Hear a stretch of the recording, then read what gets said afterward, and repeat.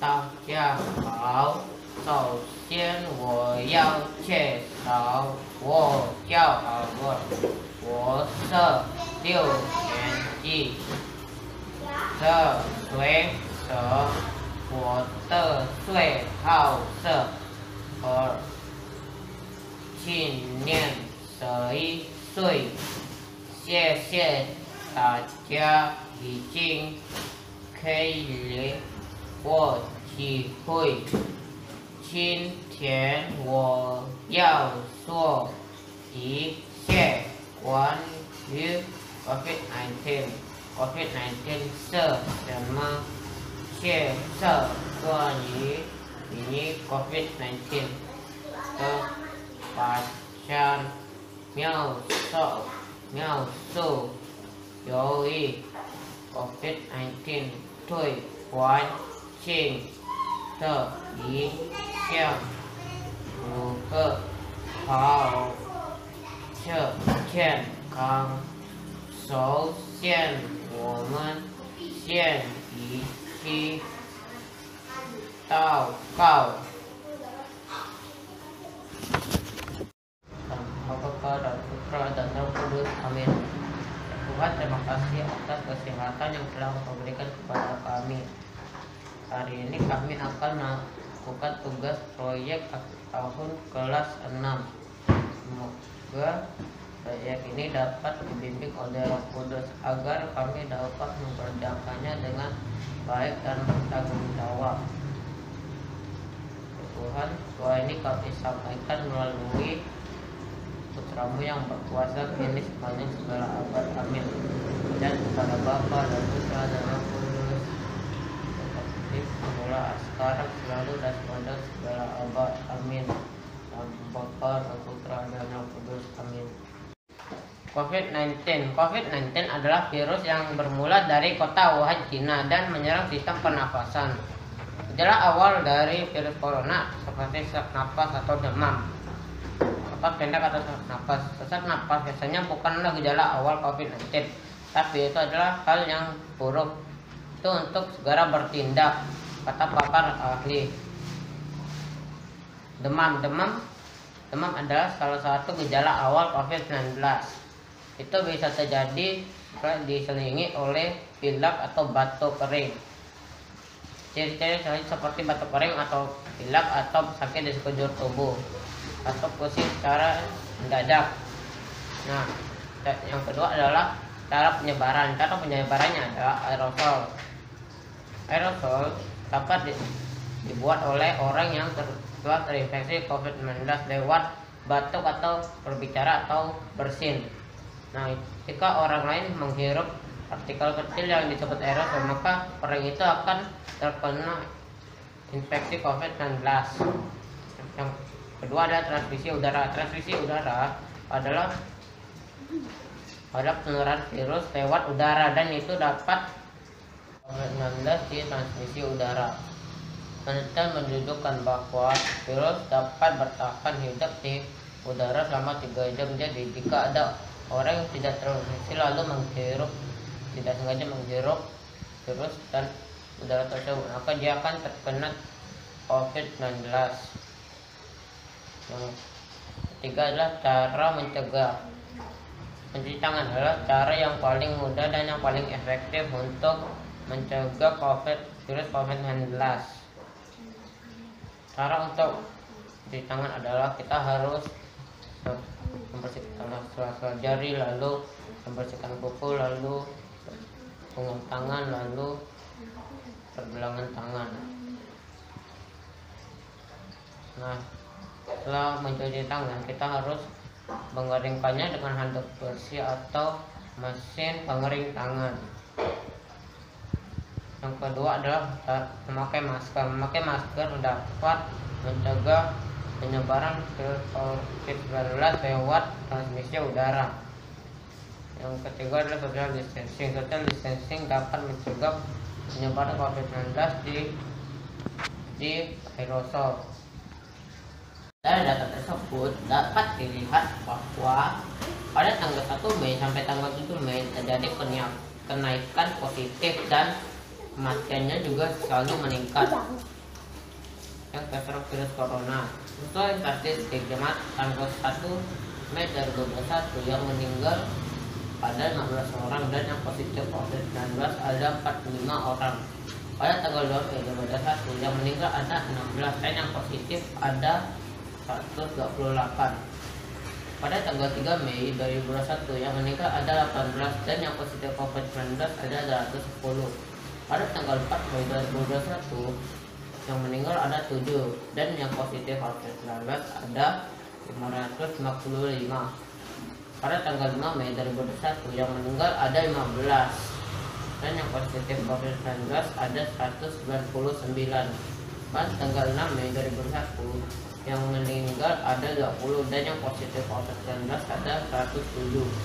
Pada tanggal 7 Mei 2021 yang meninggal ada 19 dan yang positif COVID-19 ada 98. Dampak COVID-19 di bidang pendidikan. Pendidikan adalah suatu sistem untuk mewujudkan belajar. Nah, saat sebelum pandemi kita belajarnya di sekolah, dan setelah masa pandemi kita belajarnya lewat online atau di rumah. Nah, dampak positif dari sekolah di rumah adalah kita dapat mencacing atau menemukan hal yang berbeda dari sebelumnya atau yang kita tidak temukan di sekolah. Dampak negatifnya adalah kita menjadi kurang paham atas suatu materi. Yang kedua adalah budaya. Budaya adalah sebuah kultur dari sebuah kelompok yang terus berkembang. Budaya saat tidak ada COVID-19 adalah kita dapat berkerumun, tidak harus pakai masker dan tidak harus cuci tangan.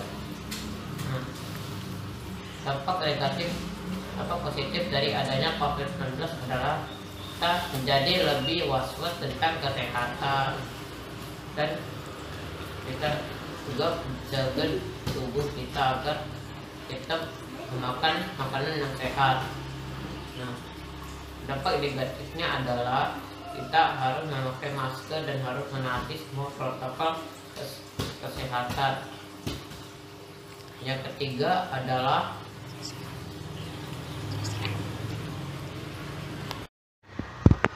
dampak pandemi COVID-19 di bidang sosial.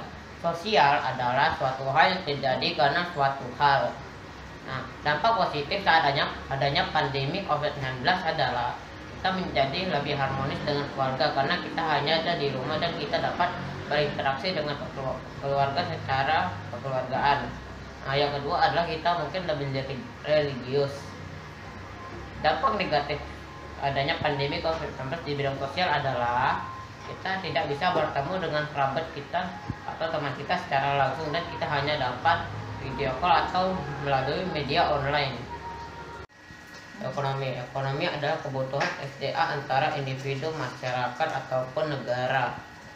Saat adanya pandemi COVID-19, dampak positif dari adanya dampak pandemi COVID-19 di bidang ekonomi adalah kita menjadi lebih kreatif dan lebih suka belanja online karena kita hanya di rumah dan kita dapat mempelajari seperti investasi dan saham. Dampak negatifnya adalah banyak karyawan yang di PHK karena perusahaan tidak mampu membayar gaji karyawannya. Olahraga yang bisa saya lakukan saat masa pandemi adalah jogging.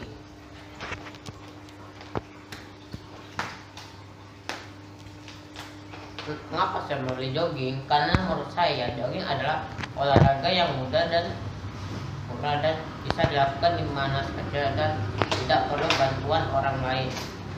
Manfaat jogging sendiri adalah dapat menyehatkan jantung, menguatkan tulang, dan mencerdaskan otak. So the conclusion of the text is COVID-19 is research first identified in Wuhan, China in the end of 2019. The virus, which spread over many countries, ended in March 2020. WHO declared COVID-19 is a pandemic. This disease attacks this COVID-19 attacks respiratory system and COVID-19 also makes people who get infected experience several symptoms. The common symptoms are fever, dry throat, and redness. Some also express excess and loss of taste or smell. Meanwhile, the serious symptoms are shortness of breath, chest pain, and loss of speech. However, there are many who do not experience symptoms. The COVID-19 pandemic affects many aspects of our life, including school. Schools are held online, and students respected at home. However, there is a discourse that school is being reopened in July 20 or January 2021. Many parents are worried their children and will have to return in the school in the near future. It is because some local governments have included funds for reopening schools in the new normal policy. COVID-19 requires us to mobilize since it will increase the risk of having direct contact with others. Thank you.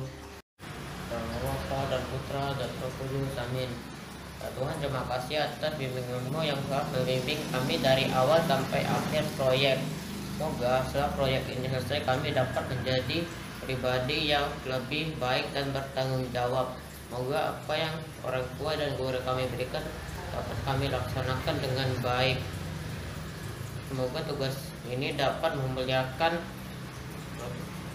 Roh Kudus, Allah Tritunggal Maha Kudus. Amin. Salam Maria, penuh rahmat, Tuhan sertamu, terpujilah engkau di antara wanita, dan terpujilah buah tubuh Yesus. Santa Maria, Bunda Allah, doakanlah kami yang berdosa ini, sekarang dan waktu kami mati. Amin. Dan Bapa dan Putra dan Roh Kudus.